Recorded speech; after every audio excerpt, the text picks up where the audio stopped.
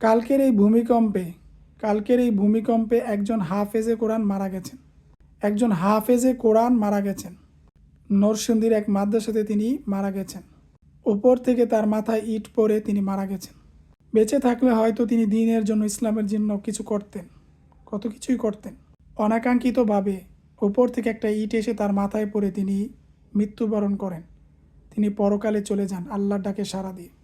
মাদ্রাসার শিক্ষকরা হসপিটালে নিয়ে গেছেন, তার আগেই তিনি মৃত্যুবরণ করেছেন এবং এখনও পর্যন্ত মাদ্রাসার গেটে রক্ত আছে।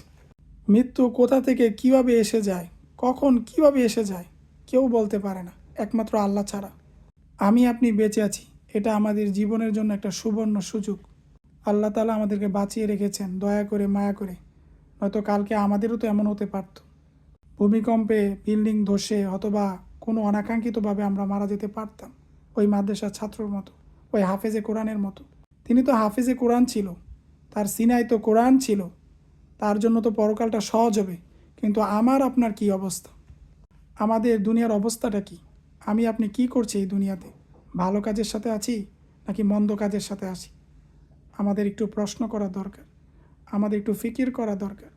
আমরা কি আল্লাহর পথে আছি নাকি আল্লাহর নাফরমানিতে আছি? যদি আল্লাহর পথে থাকি তাহলে তো আমরা সৌভাগ্যবান। যদি এই অবস্থায় আমরা মরতে পারি আল্লাহর পথে থেকে, আল্লাহর হুকুম আহকামের মধ্যে দিয়ে আমাদের জীবনকে শেষ করতে পারি, তাহলে তো আমরা সফল। আর যদি বিপরীত হয়, যদি হয় যে আল্লাহর নাফরমানিতে আমরা লিপ্ত আছি, গুনাহের দিকে, অন্যায়ের দিকে, জুলুমের দিকে, পাপাচারের দিকে, তাহলে আমাদের পরিণতি কি হবে? চলুন নিজেকে বদলাই। মৃত্যু সুনিশ্চিত। সুযোগ হয়তো আপনি পেয়েছেন, পরবর্তীতে পাবেন কিনা এটা সন্দেহ। আজকে থেকে নিয়ত করি, ইন্নামাল আমালু বিন্নিয়ত, নিয়তের উপর সমস্ত কিছু নির্ভর করে। আজকে থেকে নিয়ত করি আল্লাহর হুকুমে আমরা জীবন যাপন করব, গুনাহ ছেড়ে দেব। হতে পারে এই নিয়তের উসিলা আমাদেরকে আল্লাহ তাআলা হেদায়েত দিতে পারে, আল্লাহ তাআলা রহমতের অন্তর্ভুক্ত করতে পারে।